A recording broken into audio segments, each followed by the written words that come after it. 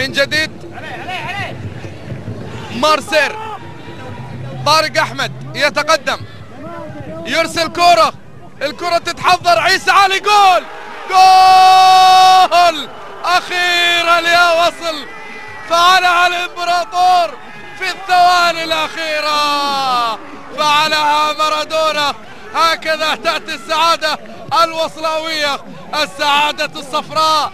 عيسى علي يسجل رابع أهدافه في الكاس، هدف جميل. قلت أن الوصل أقرب أن يسجل، سيسجل فعلا فعلا فعلا. سجل الآن بصاروخ عرض على طريق عيسى علي. الآن لاحظ طريقة الاحتفاء بالهدف، لاحظ السعادة على القائد، على الليدر، على الكابتن. عيسى علي يقفز الآن إلى الشبكة، فرح الآن في هذا المشهد وصلاوي في شباك وحداوية.